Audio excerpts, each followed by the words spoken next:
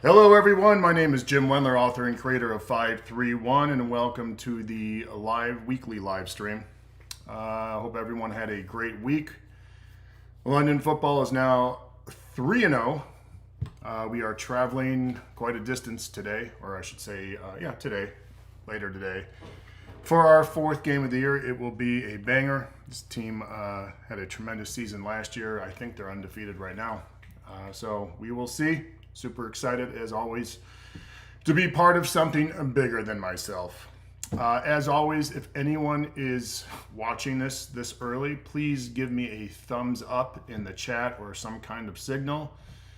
You know, shine the bat signal in the chat, and I will get going on the questions just to make sure everything's working. But as always, guys, we will start with the two albums recommendation. So these are all basically around the same time or same time period.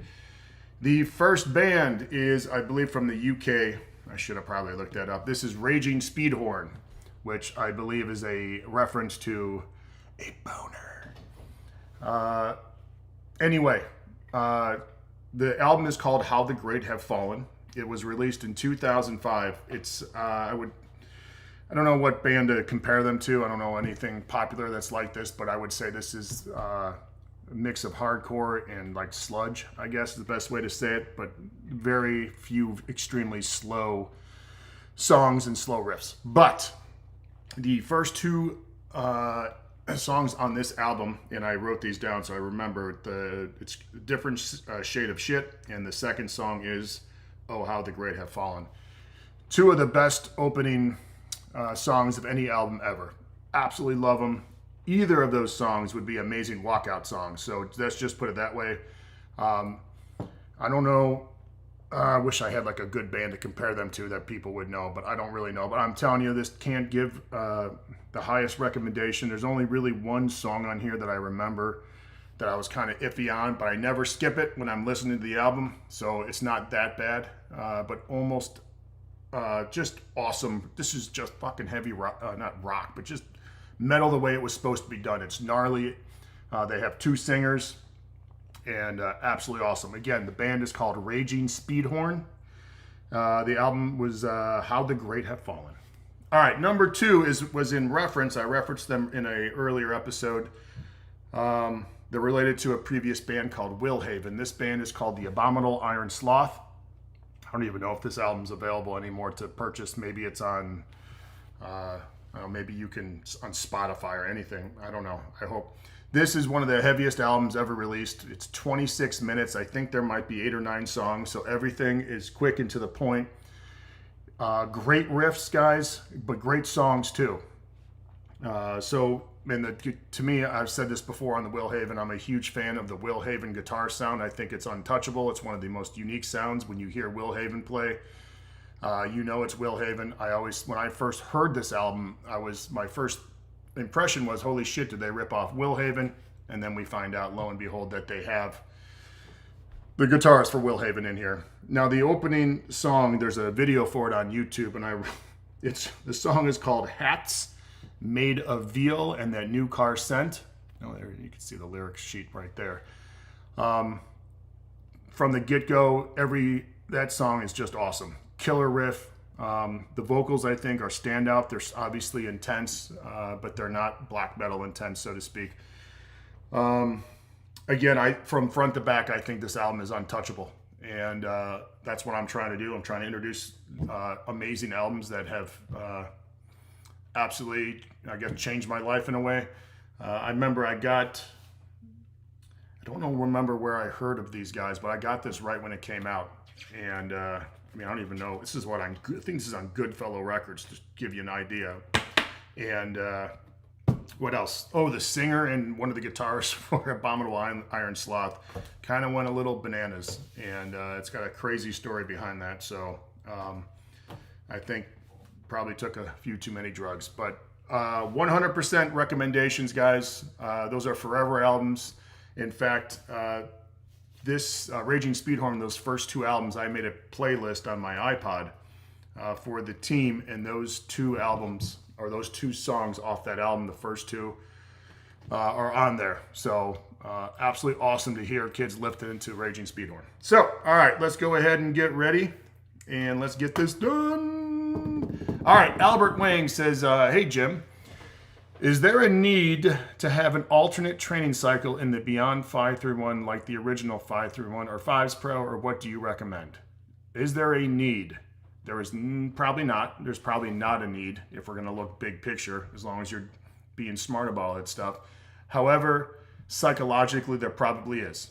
And I'm a huge fan of training, like training the way that you want, training the way that gives you a little bit more variety. That's one of the, as long as you're maintaining the basics of it. So as long as you're squatting correctly and giving great effort and starting light and progressing slow, there's a million different ways you can do that. And I know I've said this a million times, as long as the principles are solid, I'm good to go. And it's one of the reasons why when I'm working with the athletes at London, you know, we squat on Monday, bench on Wednesday, trap bar on Friday. The kids all have solid, reasonable training maxes. And if I want to try something different, you know, on a certain squat day, we're like, hey, let's do this, or the kids are pumped up and ready to do it like we did on Wednesday, let's go ahead and try something a little more insane. But we can do that because and some workouts aren't that crazy and they're all very basic, and that's fine. So there's not, the long-term programming for me is the principles and an understanding of daily readiness. So Albert, I would personally probably throw some stuff in there. Who cares? All right. You're still got great training maxes. You're still lifting the bar with intention. You're still building muscle with the assistance. All that stuff, totally cool. And I think is essential and allows you a ton more leeway on your daily training or your, you know, monthly training, or however you want to say that. So hope that answers your question, Albert. All right. Ooh, my brother, Craig O'Connell, says, hey boss, I have a deadlift only meet November 1st. Oh boy. So that's September. Ooh. So you got 3 weeks, I guess. What are your recommendations on training for it? Say, no, oh my God.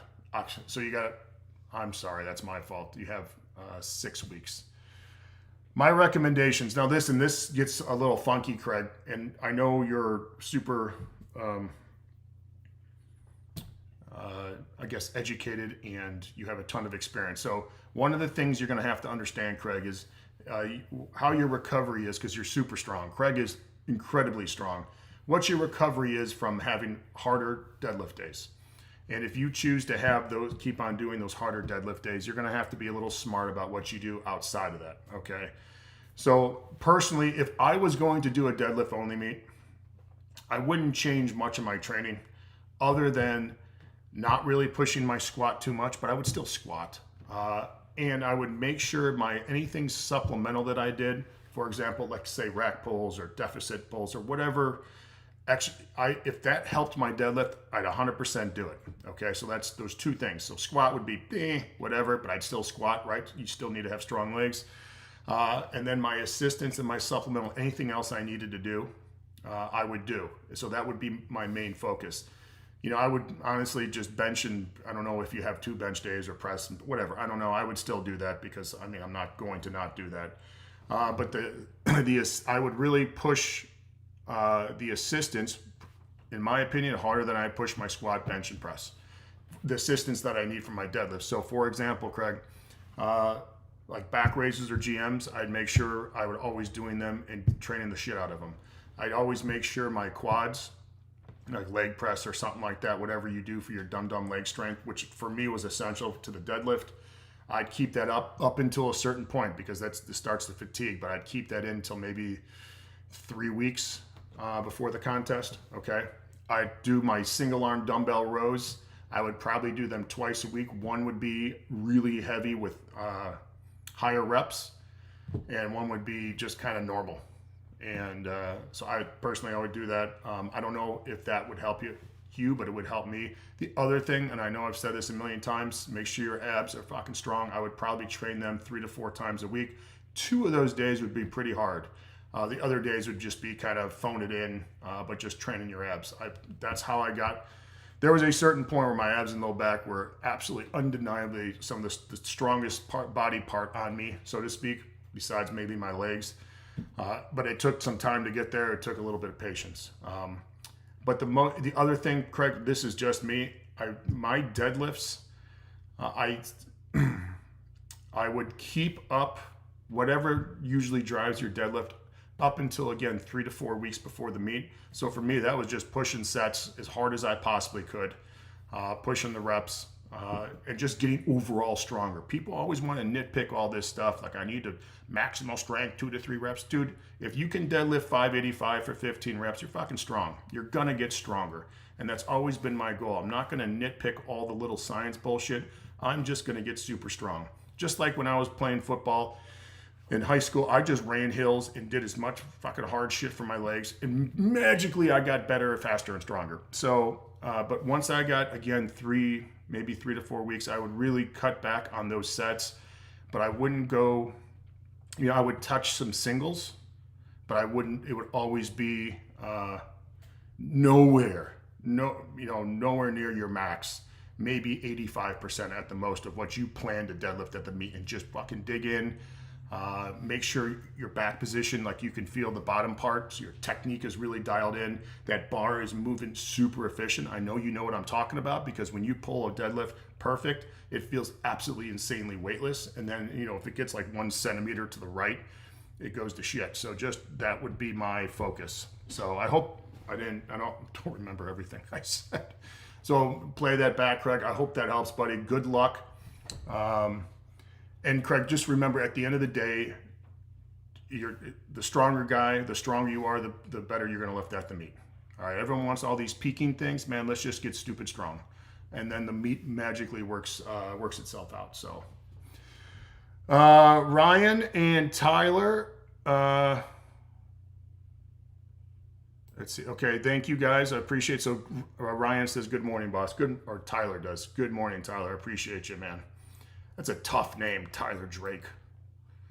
Maybe it's because wasn't one of the guys from Fight Club named Tyler? I don't know. I don't remember that. Man, my Fight Club story is I saw Fight Club when I was at the University of Kentucky, and I lived very close to like a dollar movie theater. And if anyone's worked in the collegiate strength and conditioning world, like, you have no life. I mean, you're just at the facility, especially during off season, from basically in the whatever. I mean, 4 or 5 in the morning until 7 or 8 at night. You're exhausted. So I was really out of the loop. And I remember seeing the marquee. It said Fight Club, and I had heard it bandied about. And I was like, fuck, that sounds like a fun movie, right? I knew, what is it, Brad Pitt, and I can't remember the other guy's name. Whatever, doesn't matter. Yeah, it's about a bunch of dudes fighting. I'm good with that. I remember I went in there. This is how my life was at UK, was I just went by myself, watched it, and I was like, oh my God. Was not expecting that at all. Not expecting. It's like when I watched The Descent, the cave spelunking movie. When the creatures are introduced, it just took a huge left turn. So anyway, Ryan Steck says, hey, happy Friday. I hit a fun one last Saturday. Okay, so we had 10 rounds.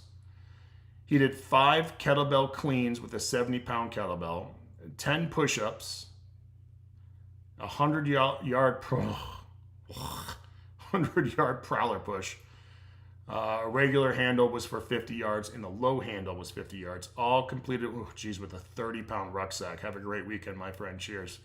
All right, so just so everyone knows, he did kettlebell cleans, push-ups, and prowler pushes for 100 yards. 50 were just normal, 50 on the low handles, and he had a 30-pound ruck on there.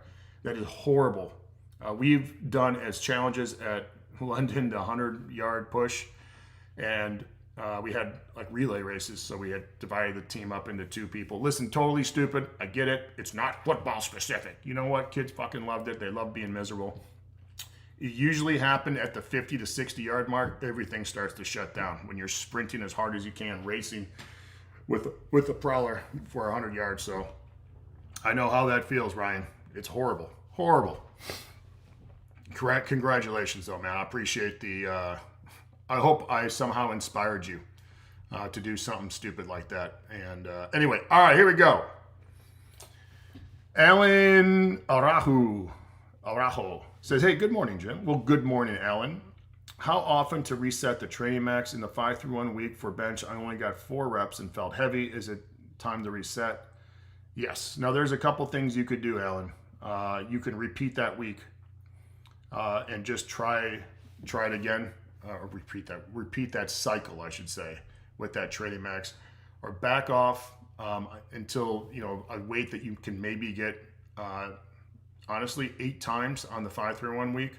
Just don't panic. Just back it up. Just don't panic, and start working your way up. Now, the other thing is, Alan, is make sure you look at your training log now and see, like, hey, when did I feel best on the bench, and what were my numbers there? And then always try, like, listen, if I'm always hitting like 7 or 8 reps on my 5-through-1, I'm not going to increase until I'm always about where I need to be. It should feel a certain way. That's what I did myself. That's what I do with the kids in general. We don't bump up unless every set the entire week is just where it needs to be. So Alan, I'm telling you, do not be in a rush to always add to the training max, because remember, training is testing. No. Test or train, don't test all the time. As an example, one of the kids that I work with at London, he's one of the hardest workers we got. We have a kind of a somewhat separate plan for him to get his bench, because he said, I want to do this and this. We came up with a really good goal. He will never, his training max is his 5-rep goal right now. And I think, so you could probably get 4 reps with his training max, to be honest, but it's a long season. He plays a ton. So even a moderate increase would be awesome during the season. So I probably won't increase his training max at all throughout the entire season.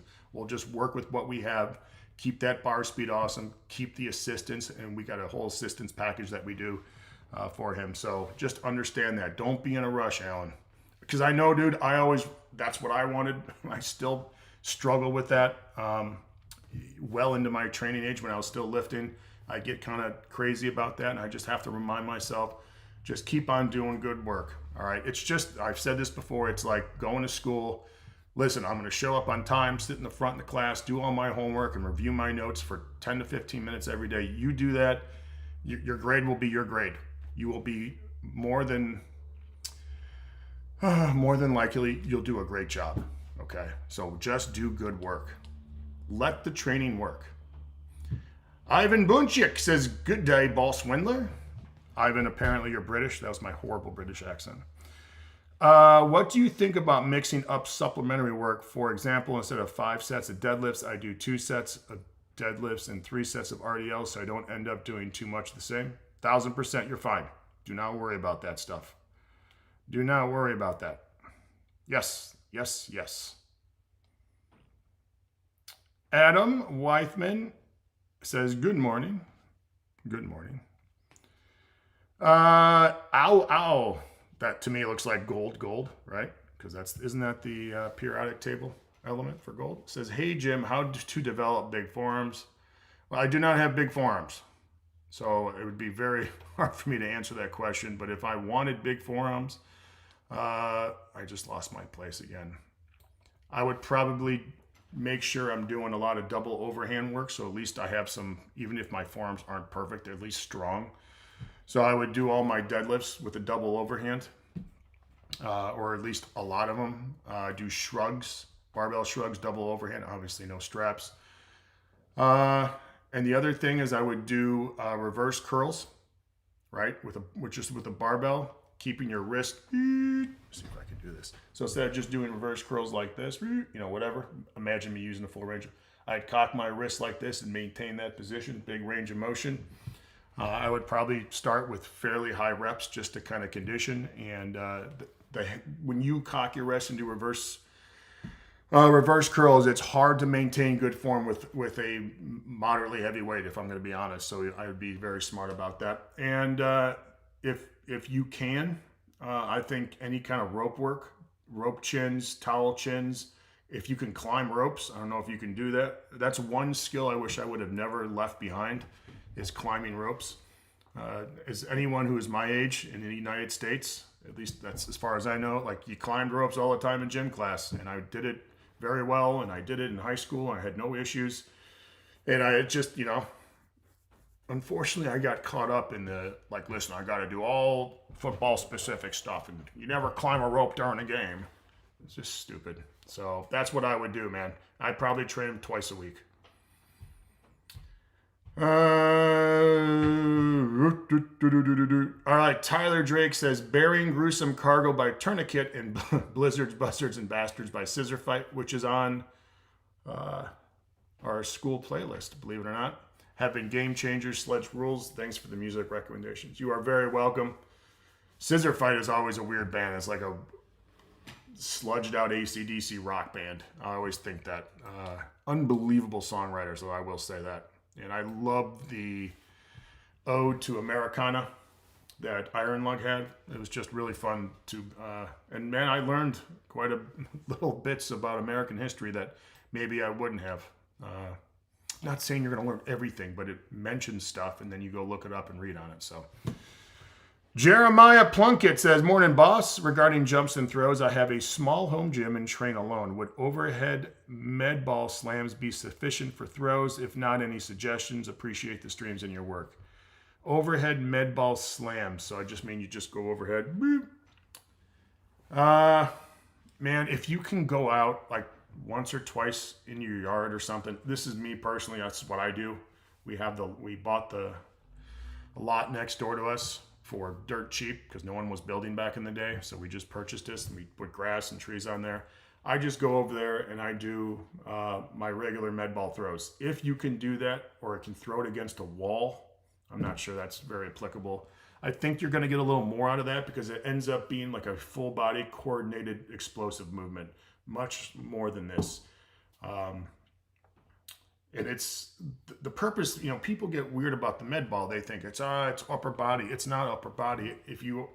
I guess you could, but to me, all med ball stuff is total body, arms, legs, hips, all that good stuff. And I think it's super awesome. So if you could, it doesn't have to be right prior to a workout, Jeremiah. You can do it at the end of the workout. You can do it on maybe a day before you do the prowler or something like that. It takes 10 minutes.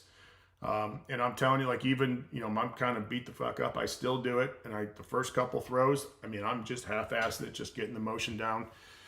And I absolutely love doing it. And I love being outside. That's one of the big differences of kind of changing my thought pattern on training is, I love going out there. I love doing the weight vest walks. I love doing the stadium stairs and the prowler around the street and all that other dumb stuff. So I like getting out there and throwing. But if that's all you can do, Jeremiah, that's fine. Do not worry about it. But if you could, I would recommend getting out and just doing like the normal med ball shit. Because there's magic, I believe, in learning how to coordinate your entire body and doing stuff. There is something magical about that. And no, you're not going to put 400 pounds on your bench, or your squat's going to go up to 900. It's about being physically fit. It's about raising your general physical awesomeness. And part of that is doing stuff like that.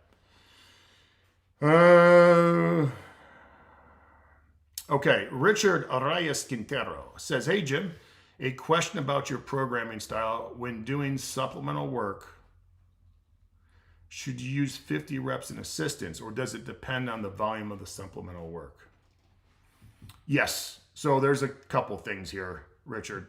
So I'm assuming you're asking if you're doing, for example, FSL work, or second set last, something like that, or using inclines as your supplemental work.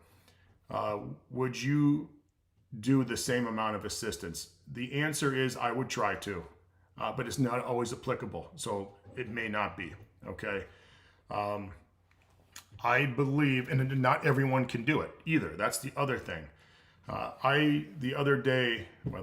This past Monday and Wednesday, I watched a couple kids train in season training, and we were in there for, 40 minutes or something like that.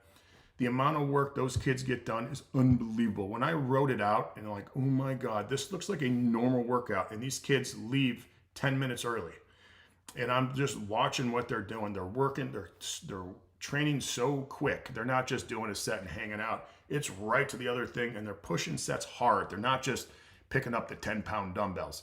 So what I'm trying to say, Richard, is maybe that might not be that training style or what our kids do. It's because they've been training for so long, and we push a lot of this stuff. And so their bodies are conditioned for it. You know, you've heard Louis says, you know, raise your general physical preparedness. That's what we are doing. So the answer is, but it also depends, not like you said, on the volume of the supplement work. If I'm doing like boring but big or something, if I do any upper body like pushing work, it generally would be easier. Tricep push downs, tricep work might be like body weight push-ups if the kid's super strong, something like that, or body weight dips. So it generally won't be super hard and heavy like you would do without it. And you grab dumbbells and just smash, you know, 7 or 8 sets, and just everyone's getting jacked today. So I hope that answers your question, Richard. I know I was a little shaky on that. I answered like a fucking politician. Ugh.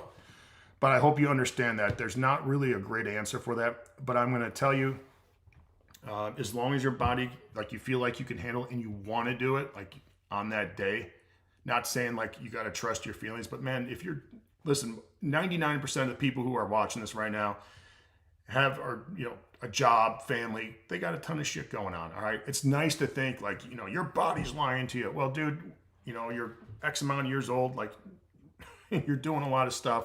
You got to be a little smarter about that. All right. So that also needs to come into play. So anyway, Adam Weithman says, hi, Jimmy. Oh, my mom. I'm little Jimmy. And obviously my dad, not obviously, my dad's name is Jim too. He's Big Jim. There was a time, one of my best friends growing up was Jim Messer. His dad was named Jim. Jim Messer, my buddy, I've known forever. And his dad came over to our house and helped us build a deck. And so there was 4 gyms out there. So it was incredibly confusing when my mom brought out food or Gatorade. You kidding me? I never had Gatorade. Lemonade, I should say. It's homemade. My mom is obsessed with homemade shit. She loves to cook. If anything's homemade, it's healthy. Don't know how much butter's in there or how much, you know, sugar she puts in. It's healthy if it's homemade. If it's store-bought, it's crap. So anyway, Adam says, hey, Jimmy, what program would you suggest for an athlete who is an endurance and ultra-endurance athlete who wants to get stronger and perform better? So Adam, just so we're clear, I don't know how much training you would do, like lifting wise, if I'm going to be honest. If I'd have to see your schedule, I have to train you personally, I have to watch you. So my advice is no more than 3 days a week in the weight room and no less than 2 days. So basically you could do 2 days or 3 days. I personally, if I trained you, I wouldn't train like in a crazy quick style like I do some of the other kids. I would, because you're already doing all that stuff. My goal would be just to make you a little bit stronger in the beginning, right? Just we're going to work on all that stuff. I work on weak points, I should say. And so for you, honestly, it would probably be hamstrings, any kind of injury prevention stuff, your abs and low back, obviously your lats. So you need pull-ups and rows again, but I wouldn't be pushing you like I do some of our football players, at least not in the beginning, because your body's under so much stress doing the other stuff when you're doing all those long runs. So I would keep the workouts fairly simple, fairly quick. I'd keep the training max super conservative, and we would just push when you can push. And I would want you to leave that weight room, for the most part, feeling really good. I would also be very smart about your lower body supplement or lower body work, because of doing all the running and all the, I'm assuming it's all running, right? So I don't want your lifting, at least all the time, your squatting, trap bar, deadlift, to always screw up your running, because there needs to be a marriage there. I hope that makes sense. But the other thing I would do, if I just could throw something, just do one main lift a day. Do a full body assistance. So let's say you bench I would do, if you can do like glute ham raises for assistance, dumbbell bench, and chin-ups. I'd probably do about, the glute ham raise we'd see how you do. 25 to 100 total reps. So glute ham raises might be a little, I'd just make sure your upper body's getting a little pumped up and you're feeling good about it. But I would get in and out very quickly. But I wouldn't do a million big lifts per workout. And I wouldn't smoke you, man. There's no point in doing that. We just got to get a little bit stronger, a little bit better. And Adam, I don't know how much training you have under your belt, but just the sheer act of using a solid training max and being consistent is going to help you immensely. So I wouldn't be chasing numbers and weights for you either. We're just going to have great workouts, time in, daily. We're not daily. Anytime we're training, we're going to have a good solid workout. I don't want you to feel like you just ran 100 miles, carrying like a gorilla on your back. I don't want that at all. So just please understand, when we do our in-season training, we train very hard because our off-season's very hard, but I'm not there to smoke the kids. I want the kids feeling good when they leave. So I hope that answers your question. 2 to 3 days a week, just depending on where you are, close to your competition. Obviously, 3 days farther out, 2 days in.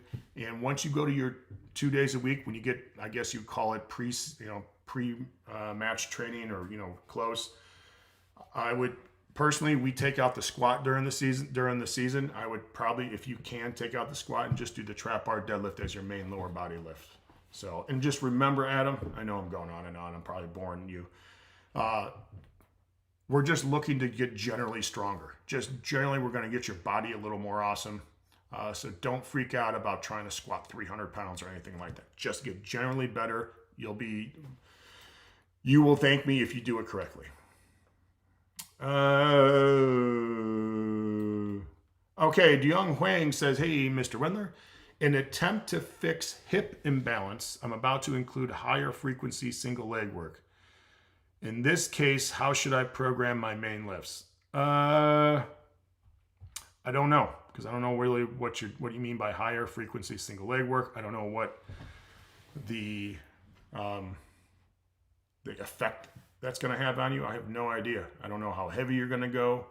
So that's very hard for me to answer, but I would probably make sure your training max is something you can not easily, but you could always get for 5 reps. And I would maintain that as long as you're having great workouts. I would maintain that until you feel comfortable that you can definitely work up. I would not be in a rush to add weight to my training max, because at this point, it is not at all the focus of the training. The focus of the training is, as you wrote right here, to fix the hip imbalance. So that would be my main focus. And I don't know what the squatting or deadlifting or whatever you're doing is going to do to your hip imbalance. If it makes it worse, I don't know. So in the beginning, I assume you mean higher frequency. I'm guessing that's daily, at least once a day. So keep it at training max 80 to 85% and do not increase until you feel like your body's adapted to the higher frequency single leg training. Bam, there you go. I hope that helps, buddy. Again, this is hard for me to answer, man. Really is. I work with people all the time in person, and I see things I have to change, and then one kid might have the same issues as the other, and it's completely different fix. So just understand that. Craig O'Connell. Listen, Craig, he had the deadlift meet. Listen, man, anytime football training, whether it was mine or the people I work with or powerlifting, once I got too much in my head, I said, fuck it. I don't care if the reps have to fall between 3 and 4. Listen, if I deadlift, I never got 585 for 10. I've got 585 for 9 a million times, and it just pissed me. I could never get over that hump. But man, the point being is just get as strong as possible. Taper down a little bit. Make sure you're fresh for the meet. Abs and low back. Grip is, you can strangle a gorilla. That's 2 gorilla references today. And I think you'd be awesome to go. Don't overthink it too much, buddy. Just make sure you're fucking fresh and ready for the meet. Man, I'm already losing my voice, and I got a coach today. All right, Lane Harden says, hey, what would you change about 5 through 1 if you had to go back and do it over from the beginning? Nothing. The principles are solid no matter what you do, so I wouldn't change anything. I don't have a squat rack. Yeah, I guess maybe the one thing is I would tell everyone to push the assistants harder and harder and harder. So so nothing about technically the program. Just tell everyone they need to bodybuild more. Yeah, bodybuild the assistants more. Everyone's getting jacked today.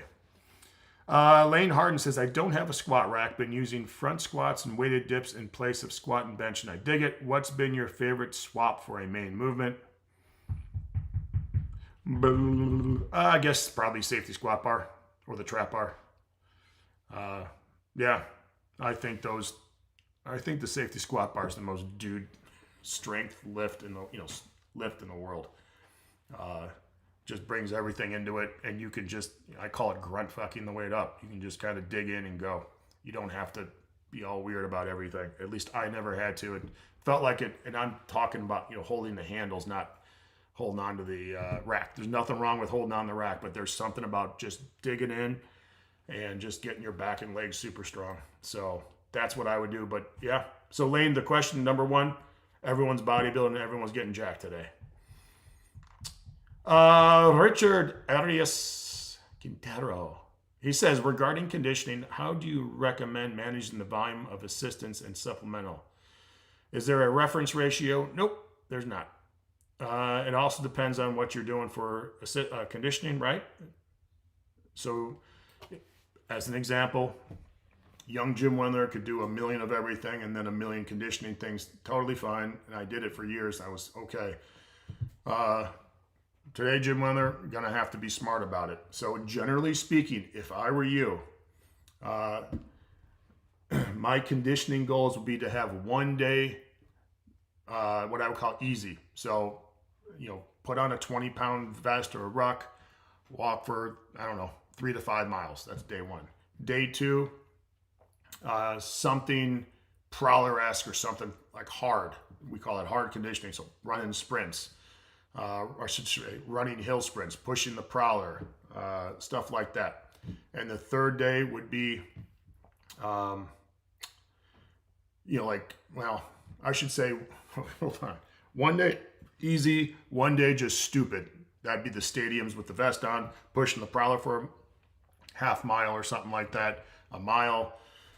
Just smokes your legs and lungs, totally puts you in a whole different world. And then the third day, I like to do it on the Airdyne, is just doing Airdyne sprints. So it's not really conditioning. So, it is conditioning. So what I like to do is you got 10-second sprints on the prowler, and you do them every minute on the minute. So you're done at 10 minutes. The key is when you do those 10 seconds, it's got to be all out. All right. So 10-second sprints. So you have a speed day, kind of. You have a stupid brutal day, prowler, stadium, stuff like that. And then you have an easy day. You can do any of variations in there, right? That's just what I think is fairly easy, especially the Airdyne is super easy on your body. And especially the older you get, you don't want to be going out there running, flying 40s, probably tear a hammy. So that's what I would recommend. You can also sprint, obviously, with the prowler, right? But those got to be, I would probably recommend maybe 30 yards or so. And it's, you want it sprint conditioning, but you want to be able to push as fast as you can. So those rest times might be a little bit different for you, as are the rest times with the Airdyne. If you're struggling, just increase the rest times. Get to a point that you can do 10 in 10 minutes, every minute on the minute. Oh, there's our space battleship. Alex says, hey, Jim, it's been a while. I appreciate you. Thank you for stopping in. Listen, I know everyone's got shit to do. I got stuff to do. I'm always seems to be busy. So I'm going to tell you, though, one thing, my wife, both of us work from home. The one thing we always do is we always take a short, we call it a respite, a short part of the day where we're just relaxing. We lower the blackout blinds and just relax for about 20 to 30 minutes. I understand not everyone has the ability to do that. But if you do, if you have some way of just kind of closing your eyes and relaxing, go ahead and do it. So Ryan Steck, who did one of the dumbest, awesomest challenges. Ryan, if you're still listening, buddy, can you answer me this? When you did the kettlebell cleans, did you do 170-pound dumbbell, in a hand, or did you have 270-pound in your hand? Just let me know. So he says, I've been adding these weekly challenges, and they've been a fun and miserable experience. to help push myself. That's why I did them. I love doing shit like that.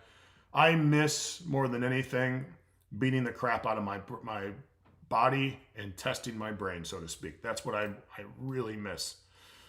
Vincent Huyken, I must say it's Huyken, says, hey, I want to focus on press and don't care about bench. I want to replace bench with more press. Would you recommend replacing the main bench sets in supplemental or just the supplemental? I would probably, I would keep the bench in sporadically. So maybe 3 cycles of press twice and then 1 or 2 cycles where you would do the bench. So I would still keep it in. I still think that stuff's important. You don't need to just be doing the same things over and over. I've said this before, but when you're lifting weights and want to get more physically fit and awesome, you have to have a wide variety of things to draw on. So one thing you might do is on the 1 or 2 cycles or so that you bench press, then if you want to have an extra press, you just do press as supplemental that you mentioned right here. But I still think it's important to have that ability. Now, the other thing you could do, Vincent, is if you still want to have 2 like main press days, make sure you're doing some kind of flat pressing with dumbbells or push-ups or something. Keep that ability in, guys. If you don't use it, you're going to lose it. And that is 100% true in regards to physical preparation and physical training.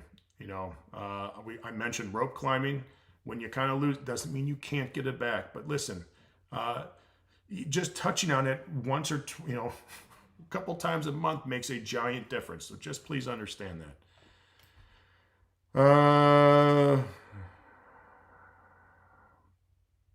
Space Battleship Alex says, in one of your previous chats, you mentioned cheat codes for... Ooh, I just lost my space.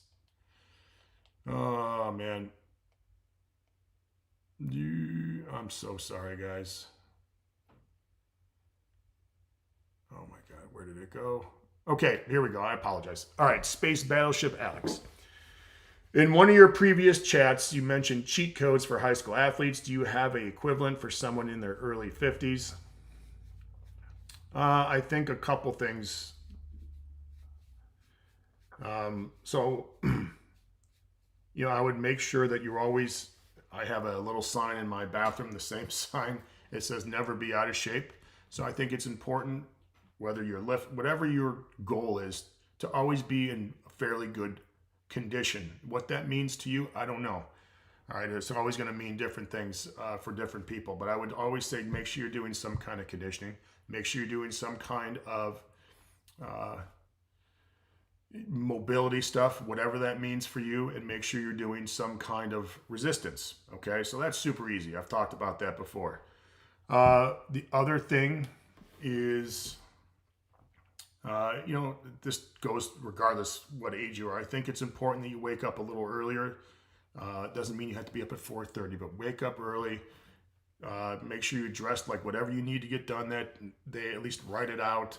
Have some quiet time to yourself. The number 3 thing is make sure you're actively engaging your mind outside of the computer and your phone. So if that means drawing, if that means reading, if that means writing, I know you're writing on your computer, but you understand that. And the other thing is, I think you need to have some kind of service to others. What that means, I don't know. I understand not everyone has the time. I totally get that. But I think as a young man, you have to be selfish in how you spend your time. Doesn't mean you have to be a dick. But if your goal is to, get a business going, you're going to have to sacrifice a lot of things to get there. The older you get a little more settled in your career, so to speak, in your family. I think it's important to give back, to give those younger people and help them out, or helping people in your community. So that would be my cheat codes. My life has significantly changed since I've been focusing. I no longer focus on happiness. I think that's a fucking stupid goal. That doesn't mean I want to be miserable, but my goal every day isn't to be a smiley and to never feel anything negative, or never to be sad, or never to be down and out. That's not my goal. My goal is to be a good father, a good husband. I want to be a great, just be a great coach. Fuck the husband. But be a good coach and make sure I'm helping and not just taking. Too many people just take. Do something in service of others. And I think you get, everything tenfold back. The relationships that I've built with some of the kids, I get relationships with the coaches, with the families that I've, got to know.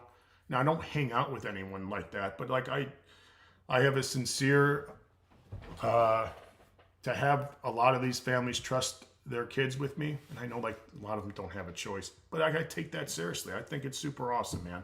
And listen, I'm not curing cancer. I'm not doing anything. And I'm not like think I do, but man, this is what I can do. So I'm going to fucking do it. I'm going to do it to the best of my ability. And I think it's for those families and these kids, it's important to them. It doesn't have to be important to other people who would, shit on all that stuff. And believe me, you should see some stuff that gets sent. It's fucking crazy. But like, you try to help others. That's the bottom line. All right, I apologize. Let's get to Matthew Julian. If focusing on bench instead of press, is it reasonable to have 2 bench days a week and do 1 day of regular and 1 day close grip, just using overhead press as assistance? Yeah, if that's what drives your bench, Matthew, that's totally fine. That's totally fine. It makes sense, or it's, as you say, reasonable if that's what drives your bench. So go ahead and get it done, man. Just do not forget, like if you're, honestly, with the kid I'm working with at London, we're focusing on his bench in the in season. Dude, the goal is to get him as big as possible. I'm not doing any cluster sets or anything stupid. We're keeping the barbell fucking speed awesome. If he's going to have a good day, we'll push a little bit. If not, we'll just keep it where it needs to be. Everything else is getting as jacked as possible. Don't fall into the thing where everything is central nervous system. I get it, right? But listen, if your triceps barely have a bump, fucking get them big. If your shoulders don't look like boulders, hey-oh, make them bigger. Get yourself bigger and stronger. All right, so there you go. Justin Taylor says, I know in 5-3-1 Forever you mentioned just doing your main lift and body weight exercises as your accessory movements. I want to follow first set last with body weight assistant. Does that work? 100%. You're good to go, buddy. Yep. Man, enjoy. That's a good combination there, buddy.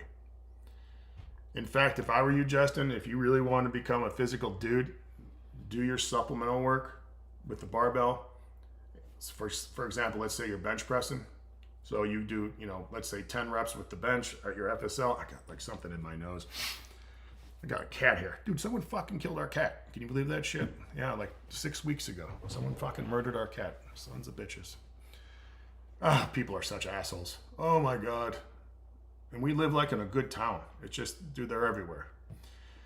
So I apologize, Justin. So if you want to really get physically fucking dude-esh, this is what I would, so do your supplemental work, your exercise, I should say. So let's pretend it's bench press. You do whatever, 5 or 10 reps.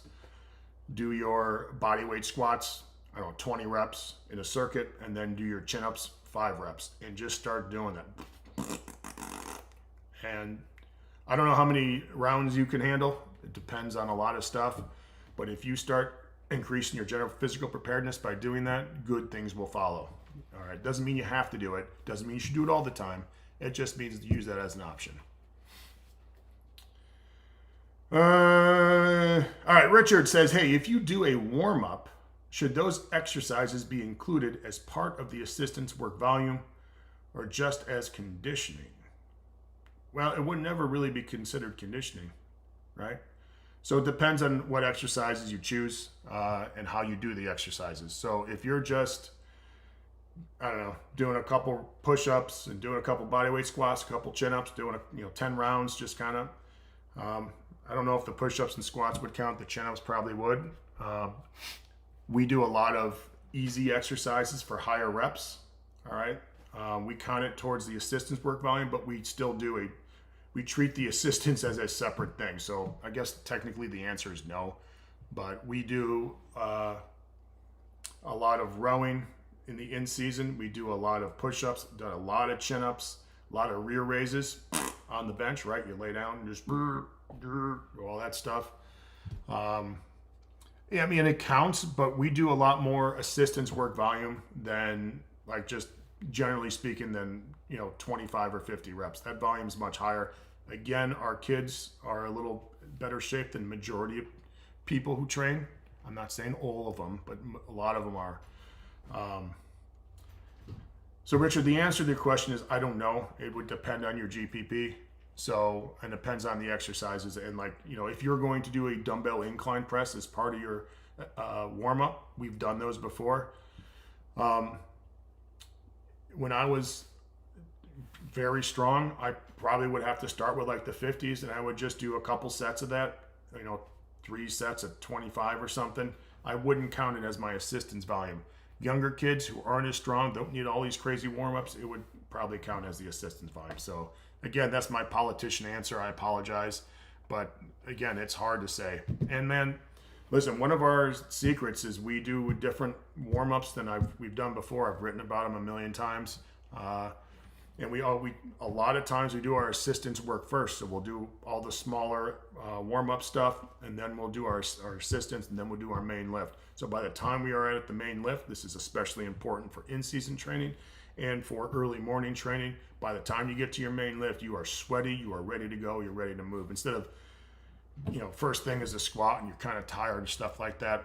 In the morning during the season, it doesn't lead to a productive workout. So Angela Mancini says, interested in using trap bar for deads due to low back issues. Okay. I have been using both high and low handles. High handles feels a bit better. Is the reduced from that a big deal for muscle growth? Probably not. No, you're good to go. The other thing I'm going to tell you, Angela, is you have low back issues. Get those low back issues fixed. Doesn't mean you have to deadlift, but don't use that injury as a way to not address it. All right, because what's going to happen is you're going to do what I've had a bunch of low back issues. Is I should have kept on doing all the smaller stuff, and I didn't feel like I needed to do it, and I should have done it. So just please understand that. But to answer your question, no, you're fine. If it feels better, that's what you should do.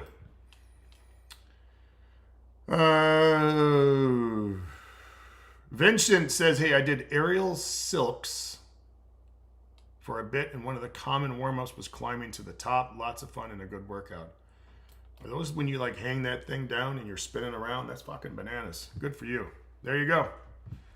Look at that. So, Vincent, if I had been smart when I was a young man, I would have continued climbing ropes because, as you say, it's fun and it's a great warm-up too. Man.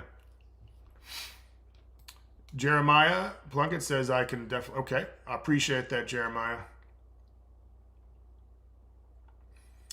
Angelo says, what is the high handle trap bar elevation compared to the conventional deadlift from the floor? I know it's like a block pull, but is it about 2 to 4 inches elevated compared to lifting from the floor? I guess it would depend on your trap bar. Yeah, it's probably 2 to 4 inches or something like that. Maybe 2. I don't know. You just have to measure that. I wouldn't worry about that. Who cares? If that's what you can do, that's what you do. I wouldn't get caught up in the minutia. Ken is mowing the lawn and listening to the boss. Thank you. Enjoy your mowing.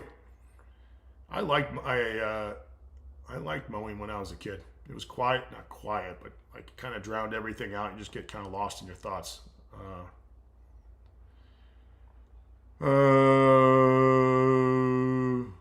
Space Battleship Alex says, another question for a kid in season football who is lifting weights under the guidance of his coaches but doesn't really follow 5-3-1 principles. How can he lift, quote, on the side? I don't know. That's greatly depend on the kid. I don't know, man. You got to be smart about that because now you start burning the candle from like 3 different ends. It starts getting crazy. The play on the field gets effective. Practices get worse. You're not doing your best. So I don't know the answer to that. If the very least I think you can do is maybe some upper body hypertrophy work, which I'm 9th grader, 99% of them need it. But I'd also make sure that he's eating correctly. So make sure his protein, if you're going to lift on the side, like you got to give me at least every day X amount of grams of protein. Make sure you're getting your fish oil, and make sure you're getting your 5 or 10 grams of creatine. Like, I need to know you're serious about this, because I can't just run you in the ground.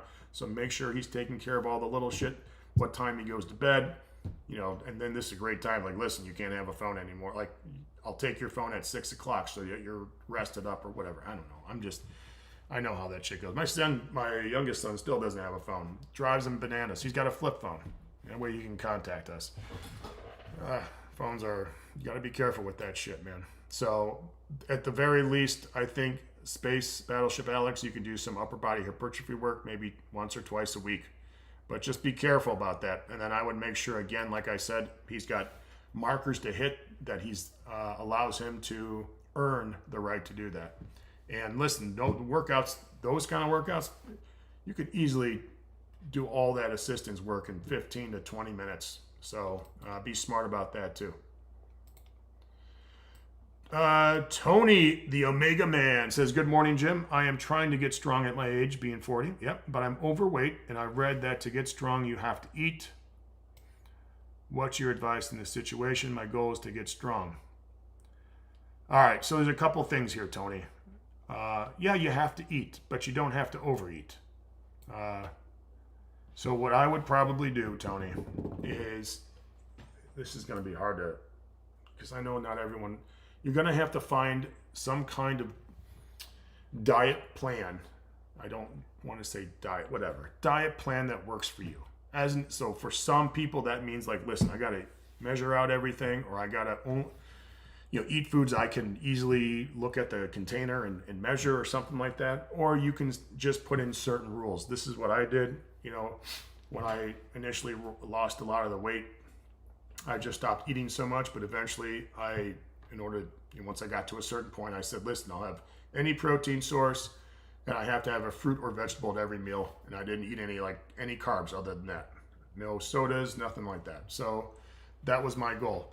So my advice to you is, you're going to have to make sure you have an adequate amount of protein. And then, how do I put this? And then however else you need to get done, whether it's counting calories and having certain carbs, or just having a plan. So the most important thing in my estimation is that you're eating enough protein and not eating any crap. There you go. That's the most. So crap is, listen, anything that falls within reasonable distance of the crap window, avoid it. Just avoid it. And it's going to suck. A couple weeks, you should be okay. You'll get used to it. So that is number one thing. And listen, you said you're overweight and you want to get strong. Totally get that, man. But your goal should be to lose body fat and get stronger. Not lose weight, lose body fat and get stronger. And I think you can do that, provided you keep that protein high, you eliminate all the crap, and you're really focused on those two things. The other two things, or other one thing I should say, that you really need to focus on is, understand, Tony, it is September 12th. Give yourself 12 months to be a new person, not 6 weeks or 8 weeks. So lose the weight slowly, develop those great eating habits. Make sure you're not, I always say 90% consistent, but try to get 100% consistent. Be that guy that's like, listen, if I got to wake up at 4 o'clock in the morning to get my training in, I'm going to do it. It's going to be a priority in my life. Obviously, don't screw up your life, right?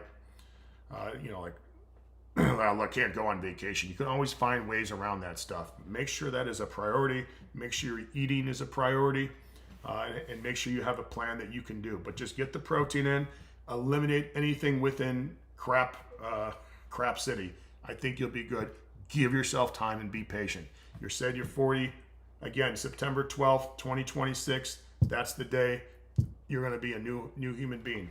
All right, and it starts with doing daily, consistent shit all the time, which I guess is consistent. So, but good luck, Tony. All right, good luck. Don't be frustrated those first couple weeks, first couple months. Shit will happen if you're consistent and follow the basic rules.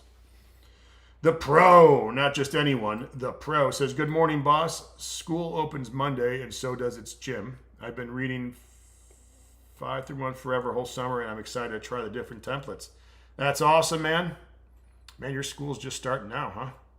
All right. Wow. Good. Just keep the training max awesome, and you'll be good to go.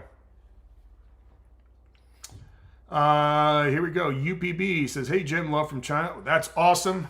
I appreciate it. That's crazy. That is crazy. I appreciate it. Again, UPB 1CE. I read that as 1cc. I was, man, 200 milligrams. No. Anyway. All right. Well, love from London, Ohio. Vince Hoykin says, "Hoykin is correct." Thank God. I mess people's names up all the time. Ryan Steck, who did the crazy prowler kettlebell push-up challenge, says, "I only have one 70-pound kettlebell, so I need each arm for 5 reps." Got it. Okay, that's awesome. Vincent says, "Thank you very much for your answer. I appreciate you asking a question here." Coco Loco says, "Hey Jim, I just want to say thank you because of your live streams. Okay, I'm able to gather a lot of information. The most important back off on training so I can do sports. Thanks for saying the obvious is consistency." Yeah. Listen, like, I should probably consistency is important. Doing good things consistently is more important. All right. Okay, from China says, "Hey Jim, I was wondering if you ever heard of the strongman event known as the Death Medley, and if you have any modifications for commercial gym equipment to train for them. I do them for GPP purposes, though. I do not know what the Death Medley is. Does not sound fun, though. So let me know, and I will try to answer your question. I apologize." Angelo Mancini says, "What exercises would you consider to strengthen the lower back? I utilize RDLs with less weight with a straight bar and reverse hypers. What exercises do you like for strengthening the lower back?" I think I never liked RDLs for strengthening the low back. That, to me, was much more hamstring. The 2 exercises I would 100% pick is good mornings and 45-degree back raises or just regular back extensions. Bar none, the best ones for me. Bar none. I didn't realize what time it was. Holy cow. All right, let's get through these. I will not skimp on the answers, so don't worry. Justin Taylor says, "Thanks, Jim. Not a cat guy, but my wife is a cat lover. Therefore, I'm now a cat guy. Sorry about your cat. Some people just suck." Yeah. Listen, I had a dog. I grew up with a dog. I had a dog. I had a border collie mix that was a stray. I took her in, and I had her for 16 years.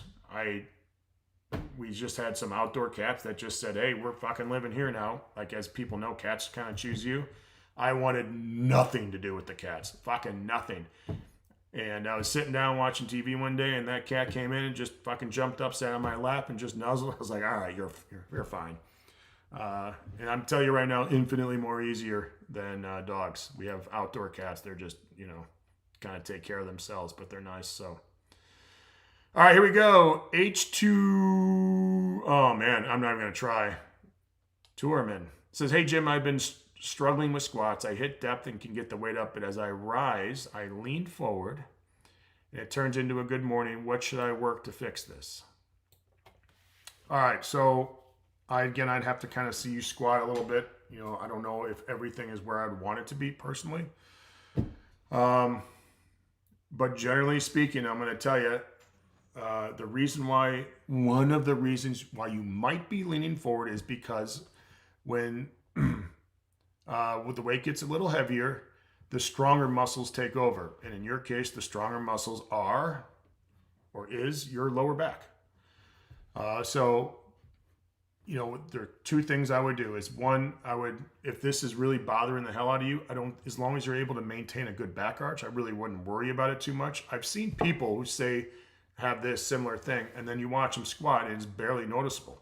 So don't get so crazy where it needs to look exactly like an Olympic lifter. Like, dude, the way that your body is, that might be how you squat. All right. But these 2 things I would probably do is, if this was, really extreme, like you're squatting you're going down and then your back goes, something like that.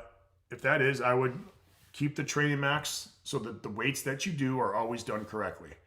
Might be super light. And that sucks, but like make so that you're doing things correctly. The number 2 thing is I would do my damnedest to make my legs stronger than God. And I always tell people, like, I have a dumb leg exercises. I 100% believe that is one of the main reasons why I was a fairly good squatter, why I had some success in football. Even today, my back's killing me, but I still train my legs very hard because I think it's super important. I just find ways around it. It's not fun, but the minute you stop training your legs, doesn't mean you have to squat. I think you just get physically weaker. You get everything weaker. So you have to find something just to bomb the legs. And it doesn't have to be squat specific. Leg presses, I think hack squats are awesome, the hack squat machine. And I think you need to do a lot of stuff that takes you out of your leg comfort zone. So not just 8 to 12 reps. I think you need to start doing, especially on machines where everything is locked in, you're not going to get hurt. Man, start pushing the reps. 20, 30, 40, start getting 50, start doing some insane volume on that. Lunges, just body weight lunges. Start with 100 meters or 100 yards, work up to maybe twice a week you do a quarter mile or something. I'm just making this shit up. Prowler work, sled work, just get the legs to the point where that becomes like your obsession. All right, make your legs stronger so then when you squat, the legs take the brunt of it and not your back. All right, I hope that makes sense. However, understand this too. This doesn't give you a license to stop making sure your low back and abs are strong. All right, so one of the issues I have when people say, train your weakness, train your weakness. I get it, totally get it. But you also need to make sure that your strength remains awesome. A lot of people just ignore it, and then eventually it just turns to shit. So just please understand that. Tony Omega says, thank you for your time and knowledge. Tony, good luck. Remember, September 12th, 2026, you'll be 41 years old and you'll be a fucking new man. Just remember that. Have some patience, but have some faith in your work too. Have faith in what you can do. You'd be surprised. Listen, I always hear like one man can't make a difference. Listen, yeah, I know. I'm not going to change the world really, all right? But I can change my world. I can change who I am. I can change the outcome of certain situations just based on being consistently awesome as a human being, working fucking hard, staying off the stupid social media. It drives me nuts, that stuff. So do stuff that a dude would do, not what everyone else does. All right. I don't know what language this is, but it says, hey, Jim, what do you think about negative motion while overhead press and bench press? Like, do you think powerlifters should control the weight or just focus on pushing it? Negative motion. So the answer, or the question, I guess, is do you think powerlifters should just control the weight? I don't understand exactly what you're asking, but maybe this will answer your question. When we're doing squat, trap bar, bench press, I always tell the kids you should own every single rep, every single set should be you own the weight. You are in control of where that barbell goes. Not the other way around where people are getting crazy. You should be able to have the physical and mental strength to lock in and do everything right. That means being in control. Does that mean it has to be like that? Hell no.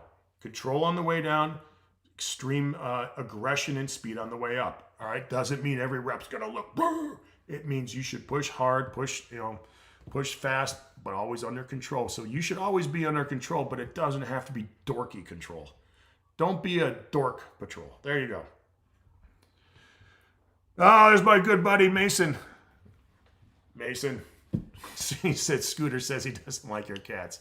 Well, you can tell Scooter he's a chick. Tell Scooter he's got no balls. That's Mason. That's my son. His dog is Scooter. Awesome dog. Absolutely bananas. So again, he didn't want anything to do with the dog. I believe his girlfriend, if I'm correct, got the dog, and now it's definitely Mason's dog. Too bad, Aubin.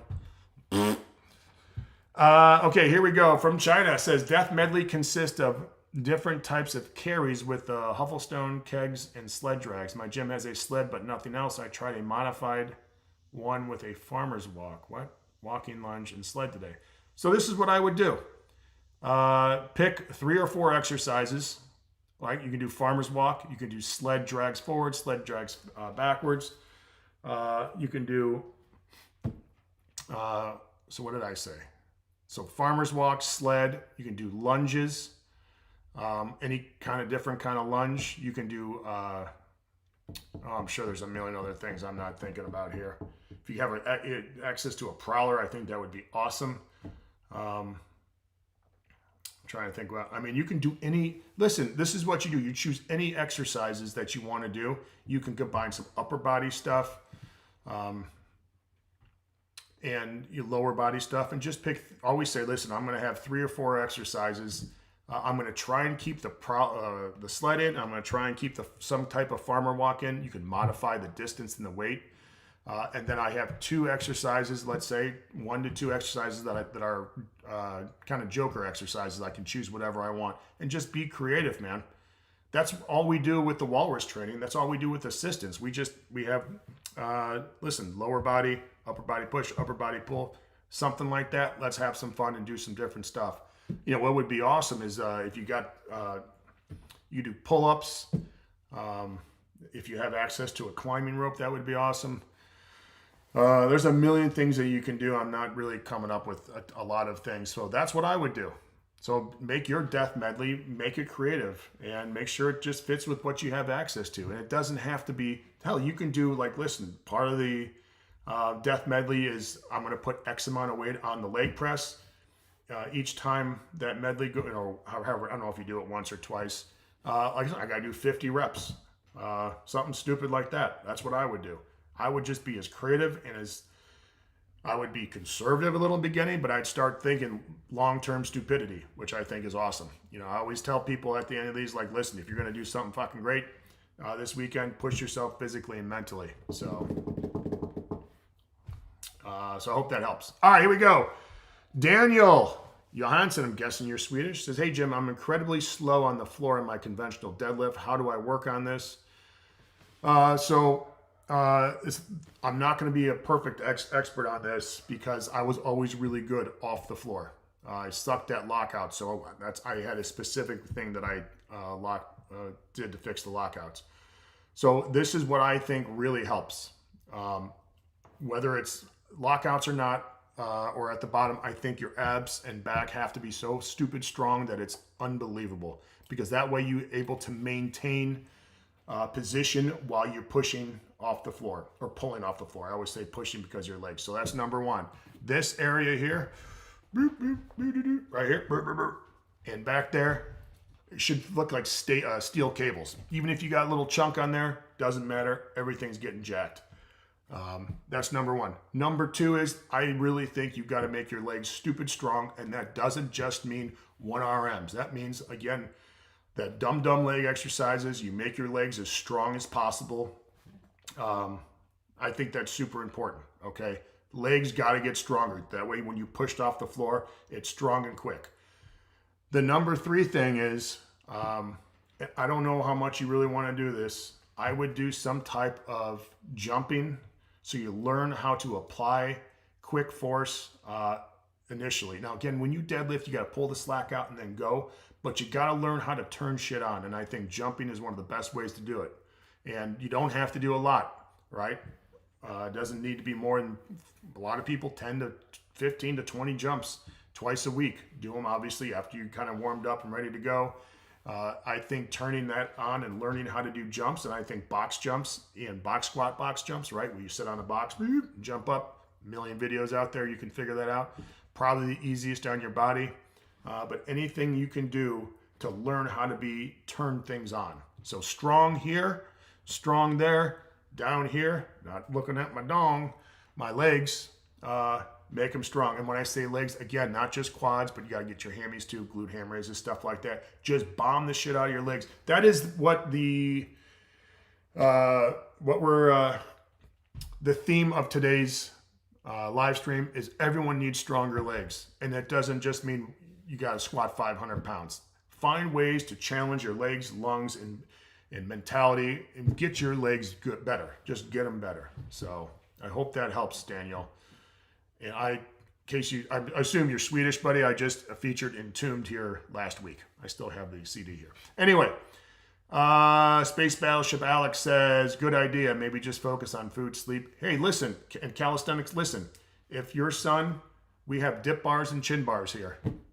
If you want to do extra work, we're doing dips and chins. All right. You can do push-ups, obviously, too. Okay, I got the name spot on. Okay, I'll start hitting the legs harder. This is H2 Uriman. Just started 5-3-1, and I realized from your old videos I can't find my weak points because there's no strong points. I appreciate it. Thank you very much, man. Angelo Mancini says, do you like good mornings with the safety squat bar? Yes, 1000%. Love them. Absolutely love them. Safety squat bar to me is, like I said, dude. He writes, my gym also has a back extension machine that has handles and you can work it in reverse for abs. Is that a good machine for low back? I'm not sure what that means. Are you talking about a back extension like bench or a machine? Listen, if it's a machine, I probably wouldn't focus on it. If I was going to do that, it would probably be higher reps, just kind of getting a pump, but that would not be, if it's like one of those things where you kind of lean on it and just got the roller or something, I probably wouldn't waste my time, I'll be completely honest. If you want to do it for high reps, have some fun. All right, our good friend from China says he's going to bed now. I appreciate it. Thank you. And I appreciate you being part of this. By the way, in case you didn't know, that young man's from China. So that's awesome, man. All right, here we go. Language and name I do not know. Says my overhead press is so bad, like horribly bad. My 1RM is 40 kilograms. And not getting any better even with reps. 1 month ago, I was able to do 35 kilograms for 5 reps. And now it's the same. Okay, well, number one is you're going to have to put some muscle on, buddy. You're so concerned with your 1RM strength on a press. There's no reason at all to do that. All right, and again, you did it a month ago. Like, shit's not going to change all the time. How much hypertrophy work did you do in your arms, your triceps, your shoulders, your chest? How about your abs and low back? What about your forearms, man? That's super important. The upper back, and so all that stuff needs to be done. When we have young kids, especially like 8th graders that have to come up and stuff, when we do press, you got to do at least 50 to 100 reps every time we press. That's the goal. That's the minimum goal. You got to spend time just bombing the shit out of it and getting other areas of your body stronger. So if I were you, the most important thing was just bodybuild the upper body, and that means all of it, getting everything strong. And the other thing would be to start eating, making sure you're getting bigger, making sure you're putting on that muscle. Make sure when you're training, you're supporting that with proper food. But at no point would I worry about my 1RM, all right? No point at all. You haven't earned the right to worry about your 1RM. You should just get jacked as fuck.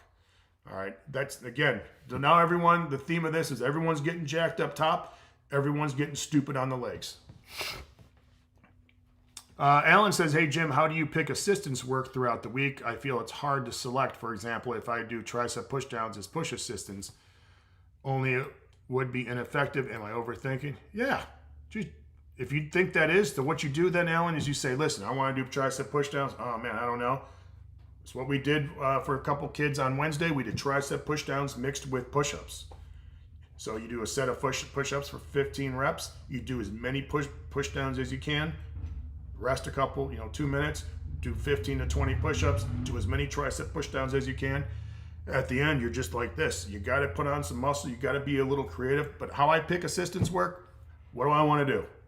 I'm just going to bomb it anyway. I'm just going to train as hard as I can. So, and if,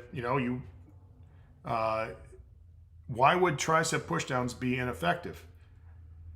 Aren't you pushing the shit out of that and just going absolutely bananas? I think that's very effective. So maybe, Alan, you need to focus on the effort and just being awesome with the assistance and not worried about what you're choosing, because either way, that's how it's done. Dude, when a couple kids did that push-up, tricep pushdown, they couldn't even pull the band down. And I was like, dude, you got to get 10 more. Magically, guess what happens? They get 10 more. Rest a little bit. I don't know about the push-ups. They do 5 reps after doing, 3 sets of 20. I'm like, dude, you got to get 10 more. Magically, take a couple breaths. They get their reps in. So I'm not thinking you're over. This is what I'm going to tell you, Alan. Don't fucking kick me in the dick when you see me. You're not overthinking. You're under attitude. You're under efforting. There you go. Hot damn. All right, here we go. Daniel from Sweden. I guess he's from Sweden. Says, thanks. I appreciate it, Daniel. All right, I got to get going here. So Gold says, do you think in writing another book? Yes. Yes, I will write another book. Swedish rock is golden. John Beam says, know of anything for tight hamstrings? I mean, you got the standard hamstring stretches, right? But a lot of times there's other things that come into play, and that's well out of my understanding. A lot of it might have to do with your hips. It might even have to do with your quads a little bit. You know, everything's kind of pulling together. The one thing I will tell you, John Beam, hey, this is what I would tell you, is whatever your tightness or weakness in mobility and flexibility and stuff like that, there's two things. Is one, I think you need to do a total body kind of, or at least lower body for most people, something that really addresses all of it. And I think, so that's number one. So not just your hamstrings, get everything really ready to go. And number two, John, is you got to be consistent. When I say consistent, it doesn't mean, 3 days a week. It means twice a day, 10 minutes, 15 minutes. That if that's really an issue, you need to address it in such a way that, how do I put this? You address it as if it's a real issue and not just something you kind of want to pick. So, all right. Tyler Drake says legs and lungs. You're correct. I'd love to make a shirt for the boys that says legs and lungs. So, all right. Says, boss, I met some lifting partners at Butcher Block yesterday. You've ever been there? Of course. I know the owner. I've coached the owner's 3 sons. Great people. You ever been there? Yeah. Good place for London. It is awesome, fun place. Yep. Thanks for doing this every week. I appreciate it. All right, here we go. Last question, guys. I'm sorry. I got to get moving here. Can I do 5-3-1 partly with machines? I feel like loading my spine with deadlifts, overhead press, and squats makes me feel crazy exhausted for judo training. I don't know how you do 5-3-1 exactly, but I think if that's loading your spine with all that stuff makes you exhausted, I would find a training system, Alex, that allows you to train and raise up your general physical preparedness. Because if you're training for judo, guys, again, your lifting is not squat, bench, and deadlift. Your lifting is to make your body stronger. However you do that is fine, Alex, as long as you are consistent, give effort, all that other good shit. So yeah, but I wouldn't, it's not really something you can do with 5-3-1. I mean, I guess you can figure out different ways, but it does. The most important thing with that is just putting on some muscle and getting overall stronger. However you do that, listen, you're, again, training for sport is very wide open. At least in my opinion it is. I love using the barbells because it's very easy to load. It's very easy to make progress and have the kids see progress. But that doesn't mean it's the only way. And especially, again, training for sport needs to understand that the sport is the most important thing, not the training. Doesn't mean training is not super important, but I'm not going to have the kids do fucking German volume training on Thursdays before a game. That's, you guys understand that. So, all right, hey, listen, I appreciate everyone stopping by. Thank you, everyone, so much. A ton of great questions today. Again, the theme of today's show is legs and lungs, and everyone's getting jacked up top. Love you guys. I appreciate you. JimWendler.com is the forum. I will see you there, hopefully. As always, have a great weekend. Do something stupid, conditioning, mentally, anything like that. Be smart, but push yourself. Enjoy it. Enjoy the misery. Love the misery. Love you guys. Love you, Mason.